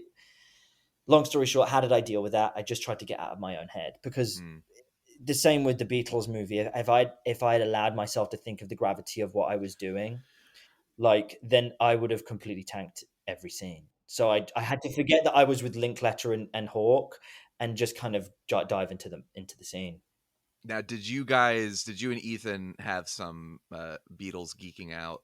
We did conversations. I would hope so. You've seen. I imagine you saw. Of course, his little monologue in Boyhood is fantastic, and he did a version of that, an even better version. But I don't watch the show or the podcast, but the train conversations. I saw the train conversation. It was amazing. I was unaware. until I'd met Ethan that he was a fan of the Beatles. So what was nice is it came up in passing. They were saying, one of the first rehearsals, what have we done, and blah blah blah, and I'd mentioned it, and I saw Ethan's face, and I was like, oh, he's a Beatles fan. So we didn't dive into it then, but as we kind of became more friendly on set and we had more days, we slowly started to let ourselves geek out and talk about the Beatles, and kind of like I would play some stuff, and he would come and play the piano with me, and we'd talk, and we didn't fully though, because he was so busy. He had how much he had to memorize on that set. But any time that we had in between sets, we would let ourselves talk a little bit. We didn't, I think, had we spent a day or two after we'd wrapped, it's probably all we would have talked about. We just dove in, but we never really had the time to fully go there. But we did allow ourselves little moments to Beatles out, which was nice. I love that. And Richard too. And Richard too. I got to speak with him about the Beatles as well, so that was great. I got the sense that Ethan, especially, I got the sense that had we had, he had so much work to do on that movie, and we just found out, by the way, that Blue Moon's going to the Golden Globes for Best Picture, yes, which is incredible. And Ethan was just nominated for Best Actor, so I'm so happy about that. So I'm going to celebrate tonight about that, because that's just an awesome piece of news. But he was also working so hard on that movie. So little moments, he'd let himself kind of, so nice. He comes sit down on the piano and we talk, but I could feel him holding back. And I'm thinking, if you and me, and probably Richard too, were in a room and had time to talk about the Beatles, he could just go and go and go. I could just tell. So, but yeah, we didn't really get to scratch the surface. Just little moments here and there in between takes, stuff like that. Do you agree with him that there is no such thing as someone's favorite Beatle? I kind of do. And not in a very conscious, like, I stand on this pedestal and it was more just like when I heard him say it, I'm like, I think I do relate to that, because I have always loved John Lennon. But then, Paul McCartney, and then George Harrison and Ringo, there's all these different things. And I've never personally, I only realized after hearing him speak, I've never actually sat and thought, okay, can I really differentiate? And then after hearing him speak, I'm like, no, he's actually kind of spot on about that. What do you think about it? Do you agree with him? I agree completely. I think the battle of who's the best Beatle is the wrong way to look at that. Mm-hmm. It was the Beatles. It wasn't John and the Beatles. It wasn't, Paul McCartney and the Beatles. It was the Beatles, and each one of them contributed something so essential. And you hear it separately. Like you feel the absence when you listen to their solo work, which is not to put down their solo work. No, it's just different. Yeah. It's different, but like it was that perfect storm of they were all in the right place at the right time. They were the right people for each other to inspire and lift one another up. And they needed each other for that period in time. And it just, to me, it's like, you can, like, it's not to discourage anyone from having that argument. It's a fun argument to have. But I think at the end of the day, if you are like forcefully trying to be like, John was clearly more talented than George, or Paul was clearly the most talented, that's missing the point. It's an odd thing as humans that we do, isn't it? I mean, I know, being an identical twin, it's an odd instinct that many people have unconsciously. Who's the best at this? Oh, who's good at that? And it's like, as an identical twin, I've been so exposed to that kind of questioning and way of thinking. And it's always rubbed me a little bit wrong. Like, why do we instantly jump to that kind of competition and comparison? Because especially when it comes to something like the Beatles and songwriting, what are the real measurements? Like, it's so intangible. Music itself is so... And the kind of genius that they had, it goes beyond any scale. Like, how are you going to do that? How are you going to go, oh, well, this, if you add up this, so you can't. It's just like, you just can't do it. You shouldn't. It is a, you're putting your energy in the wrong place if that's the argument 100%. You're trying to have. So I love conversation. Yeah. I like that hot take. Yeah. And I love Ethan's dedication to that thesis. Because I think he's such a great orator. He's such a great orator. I could listen to Ethan speak all day, which is why Blue Moon is so great, because it's basically just Ethan speaking. But he's so good. Yeah. But you guys that's what's we talked about it a little bit, but I think that's what's so special about Richard Linklater's films. But also, it's a kudos to his talents and a kudos to your talents and everyone who supports him in that film. Because, like you said, it's about the listening, and that is I am so impressed by the actors who can pull that off. So he made it easy. Ethan made it easy. It was like every take. It was never got tired of listening to that character speak. And now, we're already talking about the Beatles. Let's move right in. This is our final film to discuss. Yes, is Midas Man, where you yourself portrayed John Lennon. And we've started every one of these topics talking about how we first discovered Superman, how we discovered Richard Linklater. When did you discover the Beatles? How did you discover them? I want to hear the story. I'm so glad you asked this question because I actually have a very vivid memory of it. We had a beautiful baby grand piano in our home.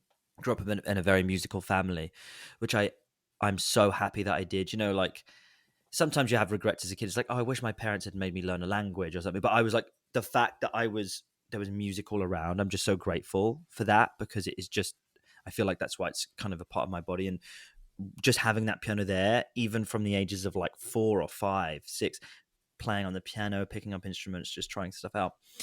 And one of the first sequences I remember learning on the piano, my dad teaching me, was Let It Be. It's a fun song to learn. It's good for when you're learning to play the piano because it's teaching you triads and it's teaching you good movement. There's a descending... Tell me more about like triads and stuff. I know literally nothing. So basically simple chords are made up of triads, 3 notes. It's the first, the third, and the fifth. And you can learn, okay, so if you just take that major chord, C, and you take the third down 1 semitone, and now that's just a minor triad. So you're learning all these things. But what was good about Let It Be is that you got the bass note in one hand, you got the triads in the other, and it's doing this ascending, descending thing. So it's almost like a really great exercise. So I think that's why Dad was like, "Hey, you should learn this. It's got good movements in it, but you learn all these different triads, and it helps you separate the two hands." So, but because it was one of the first songs I learned to play the piano, I played it all the time, And then I heard it on the radio. I'm like, "Oh, it's so cool to be able to hear something that you can play." And I remember hearing it way after I'd learned it, and it was a pivotal moment for me as a musician because I just think, as a kid, there's nothing like weirder than going, oh, I can sound like that. I can do that. I can kind of... So it was really an anchor for me to be more inspired to, if I, when I picked up a guitar, I wanted to play Back in Black because I'd heard it. And then I thought I can sound like that if I practice hard enough and if I do it. So it was really at the core and the forefront in a very foundation of my musicality, really, which is just cool. And then that was the first time I remember kind of being exposed and learning, which I know is I'm not sure if that's what you're asking, but I guess then, yeah, that's also the first song I would have remembered hearing. I may have heard others and not known, but the first song I remember hearing would have been Let It Be too. So yeah, and there's something churchy about it, which is nice, and it feels, I don't know, it's sacred almost. Song. It has that kind of vibe. Mm-hmm. It's like that's kind of Paul's thing too, is that kind of like otherworldly, but still very grounded in real emotion. So you kind of get the best of both worlds. Da, da, da, dun, dun, dun, da, da. And it sounds big even just on a piano because of the harmony, that like the harmony sounds triumphant and big, but then he's saying let it be. So yeah, yes, we could talk for hours about it, but I love that scene in Yesterday when he's playing. Did you see Yesterday? No, but I know it's the Danny Boyle movie, right? He the world forgets that the Beatles exist, and he basically co-opts their songs. There's one particular scene where it's like a very British family, and he says, I want to play my parents this new song I've written. He's pretending he's written Let It Be. And what's hilarious is that he's playing the song and the parents are like half listening. And they're like, can you put the kettle on? And they're just like, it's like, this is Let It Be. They're not. And then afterwards they go, that's really nice. That's a nice song. And it's just like, what? It's such a good scene. That's so great. This is my Beatles story. And I love that this is the way I became a fan, because I think it gave me a whole give me a very unique appreciation for the Beatles. But I spent 20 years of my life thinking I did not like the Beatles. I spent 20 years of my life just like I'd heard the songs. I think when I was young, my parents planted in my head that there was kind of like, oh, they're the Beatles and the Beach Boys. And when I heard the Beatles as a 6-year-old, I was like, oh, they're talking about like holding hands and love. And the Beach Boys were talking about cars and surfing. And I was like, yeah, that's cool. And then I think in my mind, I kind of planted them against each other. So that seed was planted early on. My parents loved the Beatles, but like, that was just something I remember just gravitating towards the Beach Boys. And then as I got older, I knew songs, I knew the popular songs.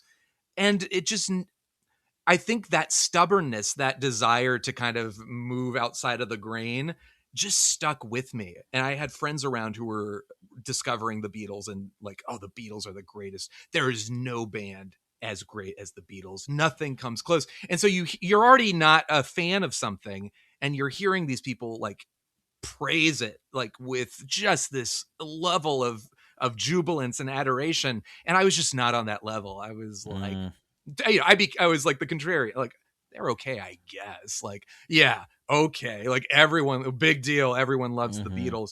And that was pretty much how I was. I remember when the movie Across the Universe came out, that musical, I went to see it and was just like, maybe this will be my big moment. And that didn't do it. And so I was like, maybe they're just not for me. Like, maybe it's just something where I will just never really get into them. And then I took a road trip. I was back home for a holiday weekend, and a buddy of mine, we drove up to Pennsylvania, to Penn State, to see a girl that I was hopelessly in love with at that campus. And we spent like, literally, we drove through the night. We got there, we stayed with my buddy's girlfriend, and then like the whole day we spent wandering around this campus. Finally ended up at a party with this girl I was madly in love with, and nothing happened, but just being in her presence and interacting and talking with her was like, you know what? That's all I need. That's all I need. And so when we were driving back from the college campus, my buddy put on Rubber Soul, and I was like 2 or 3 songs in, I was like, who is this? This is incredible. And he looked at me and he was like, this is the Beatles?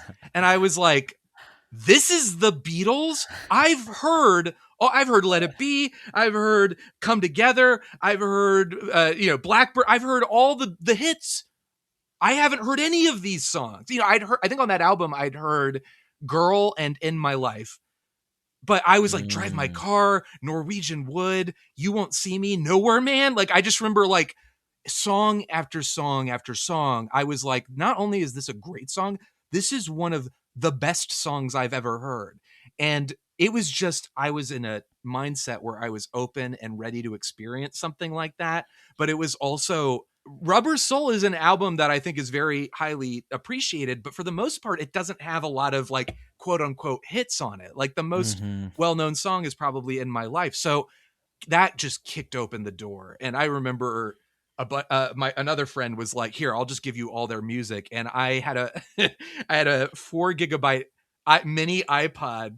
I deleted everything on that iPod and just filled it with Beatles music. And I just, cool. I watched A Hard Day's Night. Like, I got home from that trip, I got all that music on my iPod. I watched A Hard Day's Night.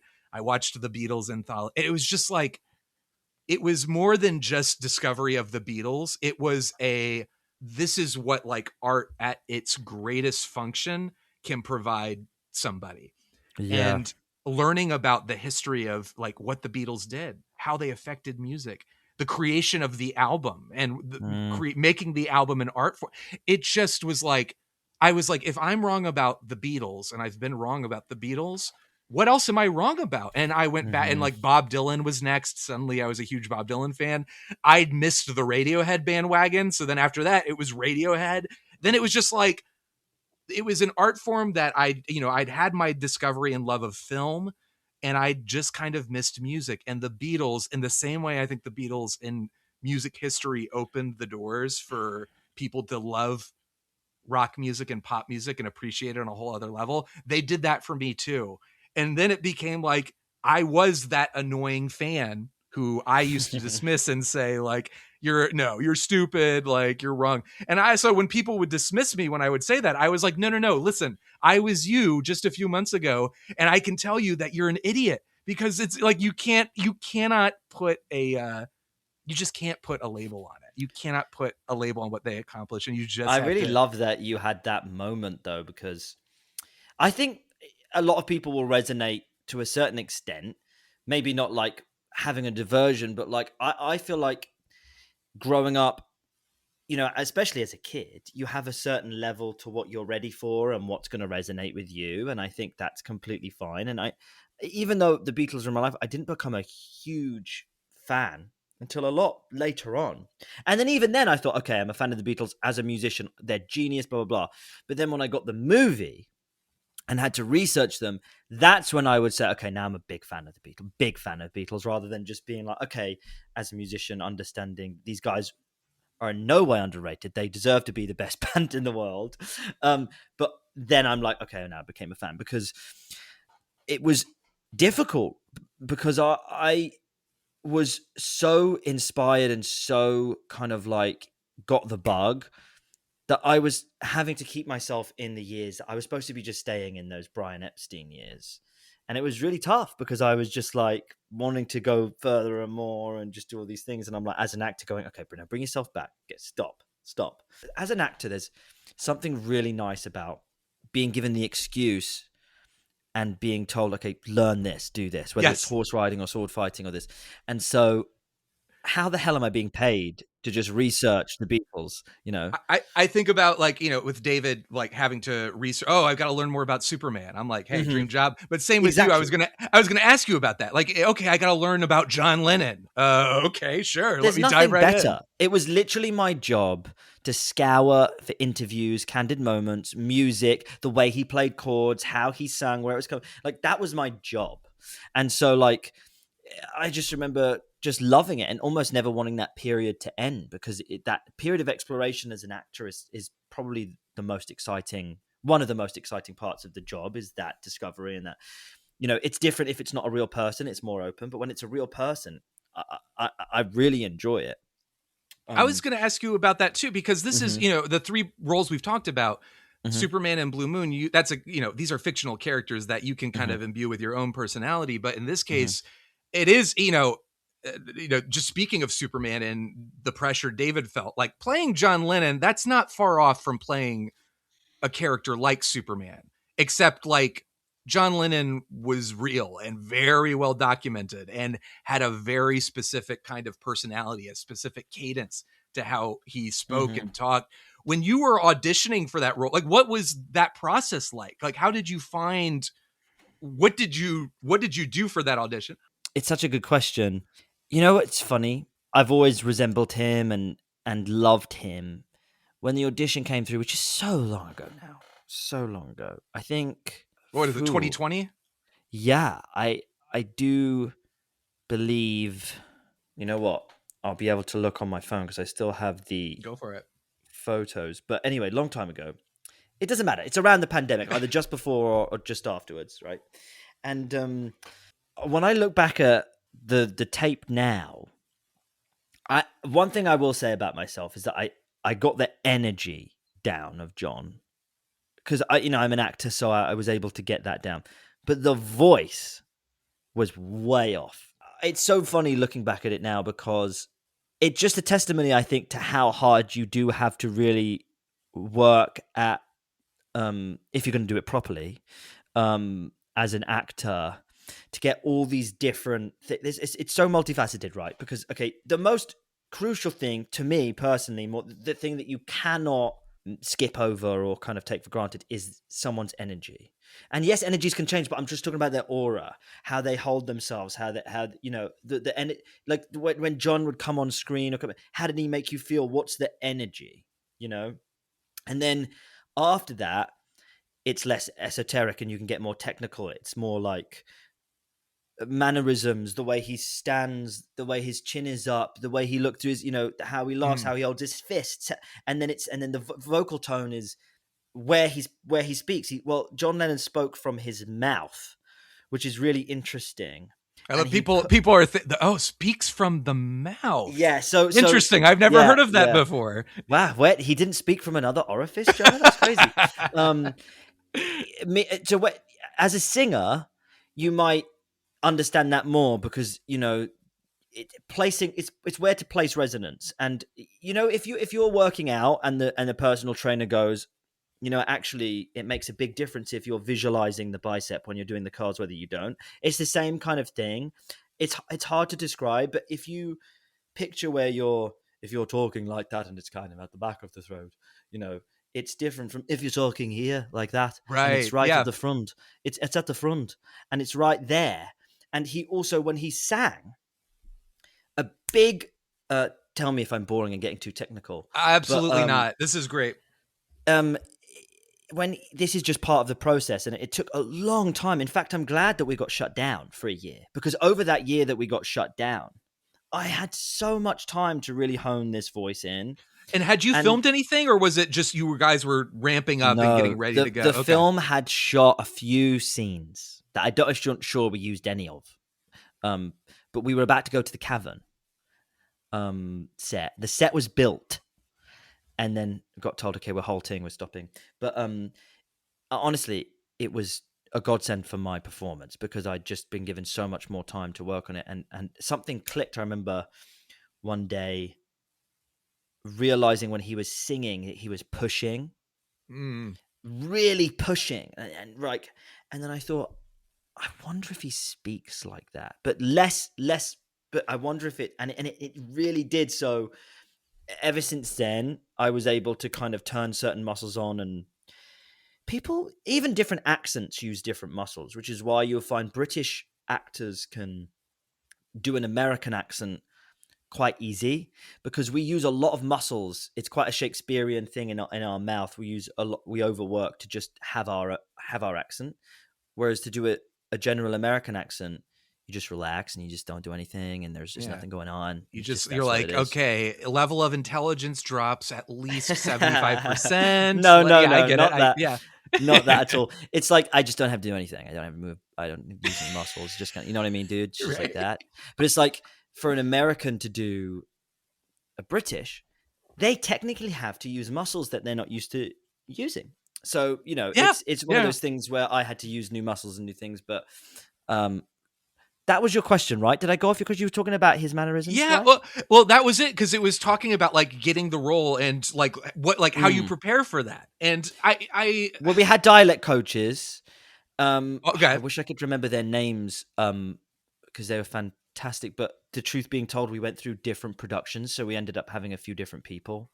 Right. It was a crazy production, and I know we joked about like what's the PR friendly version of this, but from what I understand, it was not only just the delays involved with COVID, but like the film went through a few different directors too. The dialect coaches were great at kind of talking about certain techniques and helping you place it, but it does get to a certain point where I remember even pushing back sometimes, thinking just only because I'm like, you have no idea how many hours I've spent listening, research, and so I'm like, yes, okay, from that part of Liverpool, I understand that they should say this word this way, but I know for a fact that John doesn't. And if you can find me one video or one where he says that way, then because it's just like everyone is different, everyone's unique, and yes, they came from a certain part of Liverpool, but they also didn't want to be from Liverpool. In terms of the way they sounded, I think they were patriotic for Liverpool, but like they didn't sound that Scouse. Yeah, Liverpool was kind of like, it's basically like, oh, they're bums, like they're good for nothing. George Harrison, they would do a Liverpool accent. You know what I mean, lads? You know what? They would do that, but that's not how they sounded. They would make fun of that. I think George had the most Scouse accent in terms of like traditional Scouse, but the others had something. Weird stuff, like different things, man. Which made them so unique. It also made it like, I think that makes it very easy to fall into a characterization when it comes to the Beatles. I think that's kind of what's so impressed. All four of you, like what's so impressed or like what impressed me the most is finding it is that fine line of like, I am playing this character who is not a character, is a real person who has a distinctive personality. And you're talking about the way they talk. They had their own language, but also they were basically cartoon characters in real life. So you can run the risk of it's just a the karaoke version. It's just an impersonation. I put a lot of thought into that, because I have been lucky enough to play a lot of real people, but especially with John, there's always this, okay, is it an impersonation or is it a thing? You never want to slip into impersonation because it's very easy to. And I think I'm being careful because I've put a lot of thought into it, and I was really wanted to make sure that I listen to a lot of my favorite actors who have done biopics, things like that. And they have similar struggles of like, okay, so you're learning the voice and you're doing the thing in the mannerisms, but then how do you not just make it like an impressionist? And I think that something, what an actor then has to bring, which you cannot help in any role that you ever come to as an actor, you bring a lot of yourself. Okay. And that's what you're being paid to do. And that's what gives it its own thing. I remember speaking to Jacob Fortune Lloyd, who's playing Brian, right? Right. And we had a nice conversation because I was telling him, this is, a lot with these boots we're stepping into. And he was like, yeah, but you have to remember, do all of that work, do all of the voice and the mannerisms and the thing. And then you just, you allow yourself, it's almost 50% yourself and you in those shoes. And then there's this beautiful merging that happens, whereas that you just like, you should just be in the moment. And if you've done the work correctly, while you're in the scene, you're not thinking about, am I standing right? And am I doing that? You're just in that moment. Or you're in the cavern.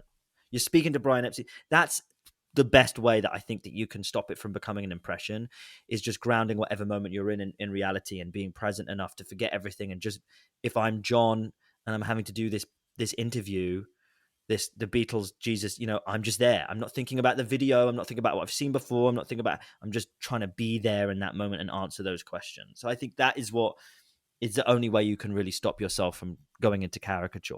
But it's hard. But I think you guys succeeded. I mean, yes, it's hard. I don't envy you, but I think I just remember watching it and feeling like you guys playing at the cavern, and just like you guys have like the bounce down, and like you said, you have the like John's kind of like just the stances and like the head bobbing. Like it's like there are things that are, it when you see it. So in my brain, I'm thinking these guys, they know what they're doing. They've done the work. They put in the research. But then there are quiet moments, and it's film is such a collaborative art form where it's not just the performance, but it's the writing and the direct, all of it together. Ultimately, you are the one who's going to be the poster child for all of that.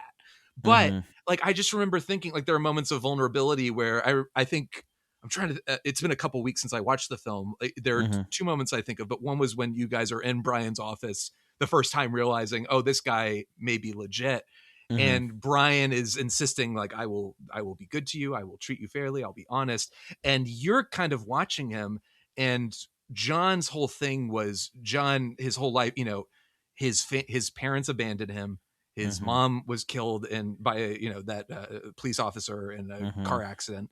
And I sensed all that in what you were doing, like listening to him, feeling like I haven't heard that before. Like I haven't heard anybody say they're going to fight for me or anything like that. Like that moment of vulnerability is so, so good. And there was another moment between you and Brian, or between John and Brian, where you're very fed up with the audition process, and you guys have failed another audition, and you've kind of told Brian off and have gone to smoke a cigarette, and just a very, very quiet, but the way you were able to embody that, you were able to embody this incredible, insanely famous character who's so well known, while bringing in those moments of vulnerability that felt true to like, yeah, that's John Lennon. Like I was watching it thinking like, yeah, I believe it. Like, I believe this is them.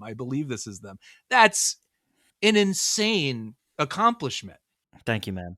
And thank you. Like I'm so glad I got to see it. I am so bummed that there was such a debacle with getting it out into the world. It's still kind of difficult to watch it.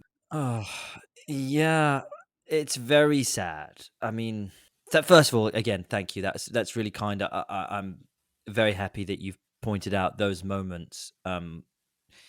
Yeah, like I said, I put a lot of work into it, and a lot of love. So I'm glad that you're able to pick up on those moments and that came through. So I appreciate your kind words on that. But in terms of the movie and it not finding, specifically an American audience yet, it is sad. It's a, as a lowly actor who is but a pawn in the in this In the thing. machinery.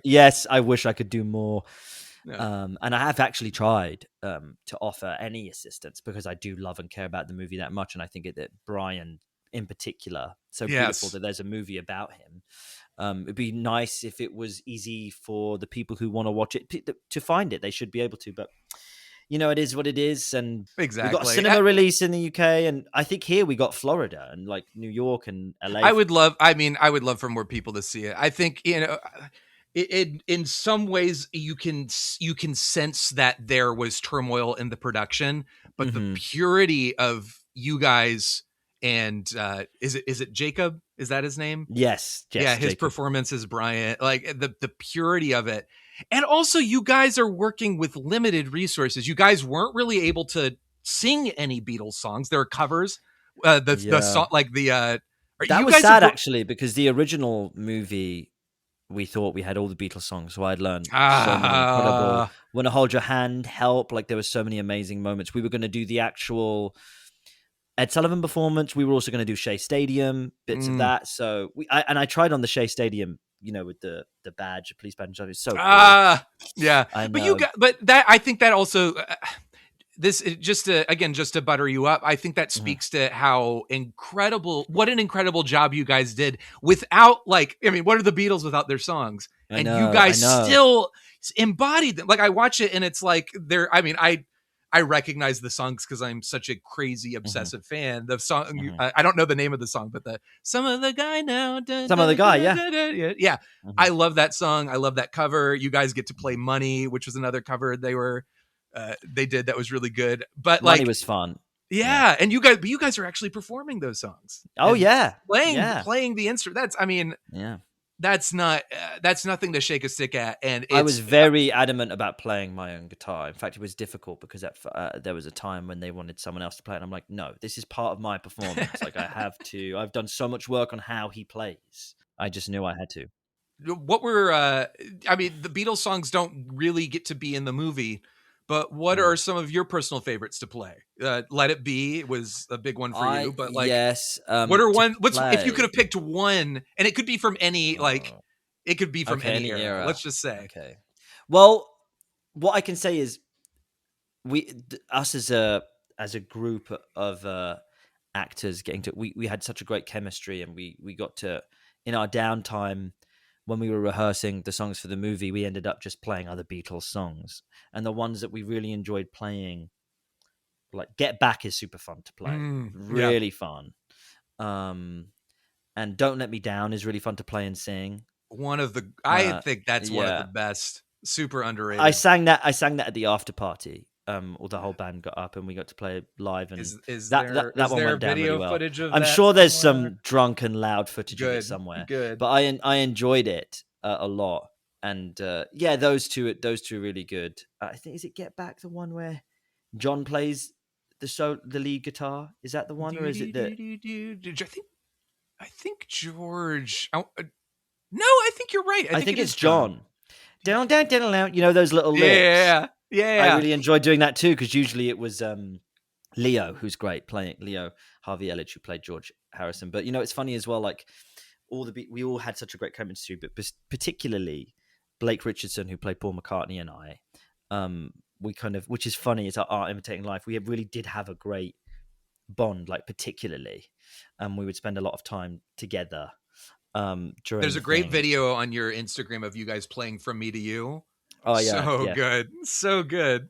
Oh, thank you. Yeah, we love that. We still talk all the time, and I'm hopeful that one day I'd get a chance to step into John's shoes again, whether I'm producing it or writing it or something comes up, some another opportunity arises. But honestly, he was such a great Paul. I would want Blake to be there with me, because we had just such a great chemistry, and I think he's a great Paul too. I think he looks just like him, and he's so talented. Did you get a chance to check out the there's like, so because the Beatles anthology, they just did like this whole remaster on Disney Plus, and all this stuff is coming out, and like I didn't know about the anthology. I was watching Beatles 64 on Disney Plus, which I really enjoyed. Yeah, is that old good. though? Did that come out? That came out a couple years ago. There's an even better documentary that's the original documentary. It's called The Beatles US, I think the first US visit. That was the original one. Themselves. Yes. Okay. I love that because it is. I did watch that when I was researching.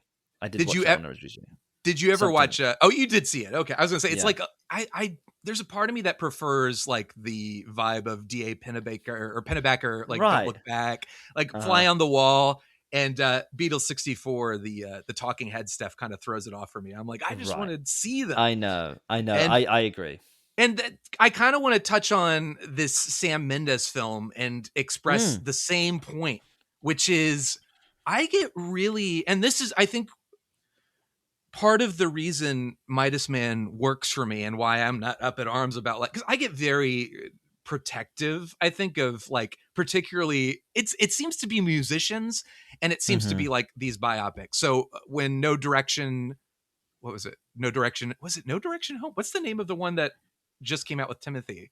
You're talking about the Dylan movie, A Complete Unknown. Okay, we were following. Yeah, James Mangold did it, and there was something about it where I was like, I can access all of this footage that they're portraying in the film on YouTube. I can watch all of that. I think Midas Man, because it's Brian Epstein centric, and you guys are kind of like the supporting characters. I'm like, okay. I'm like, I want to learn more about Brian Epstein. I don't know as much about Brian Epstein.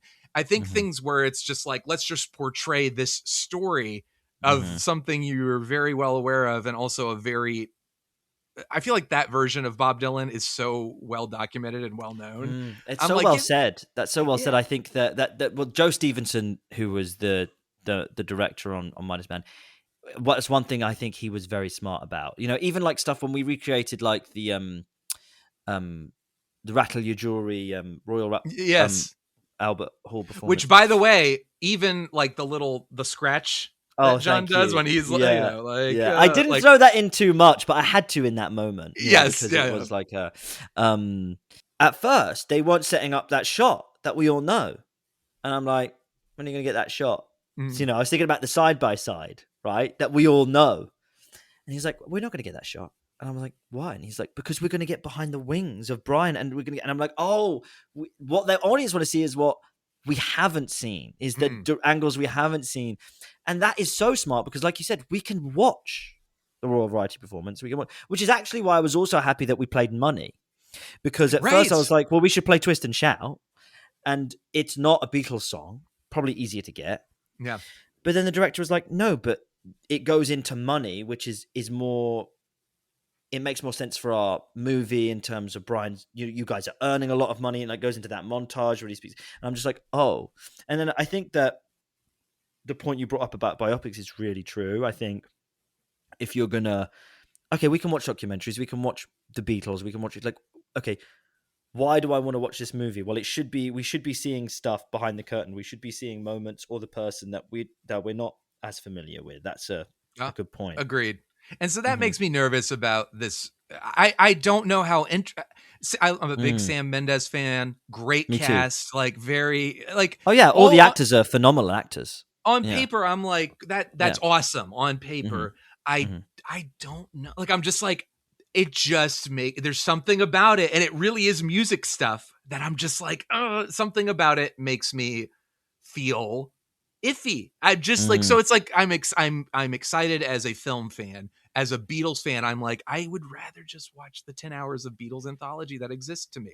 And it's like, that's a personal like, it's like I don't want to disparage that team or anyone involved with it, but it's like it's very hard for me to connect the dots. Or something like this Bruce Springsteen biopic that came out, Deliver Me From Nowhere. That's about a very unknown part of Bruce Springsteen's life, like when he was making Nebraska. So I'm like, hey, give that some, I'm okay with that. Like, do that. Yeah. But I don't know. I'm rambling now. No, it's okay. You know what's interesting? It's, for me, until it comes out, till they come out, 4 full movies. I genuinely don't know how to feel, because we know so little, genuinely. Like, maybe there's more information out there. All I know is who they've cast. And I know that there's going to be 4 movies. So I really am in the dark about what angle they're going. I presume they will intertwine, how they will intertwine. I presume all 4 of them will be in all 4 movies. So it's just very interesting. And with that amount of screen time, it's they have so much potential. And so it could go either way. I think that it's going to be one of those things where I'll say I'm incredibly curious, and I really genuinely mean it when I say I cannot wait to see what they do with it in any way, because it's just intriguing to me. And having stepped into the shoes myself, I wish Harris Dickinson, especially, nothing but the best, because I know what he's going through, what he's doing, and all the stuff he's I wish him especially luck on Twist and Shout if he has to sing that, because that kills your voice. That absolutely wrecks your voice. Oh my god, I can't even imagine. It's funny now that I have that it's funny, like I played Jimmy Swaggart in Sun Records, and the only other person to have played Jimmy Swaggart, as far as I was aware, was Alec Baldwin. And so it's funny when you play people that other people haven't played very much, and you do feel this weird connection to them. It's like, I'm like, oh, Hammy and Harris like, now. I know help? What he's like. Yeah. Well, less that. It's more just like, even though I'm not on set and I don't know anything about it, there's certain things that I know for sure. Like, I bet he's watching this. Well, psychologically, it's also like we are going into the same places, and there aren't many people who get the opportunity to portray a character like that. But then again, what's exciting is when it's a new actor, as what I mentioned about you bringing yourself, he's going to bring 50% of himself.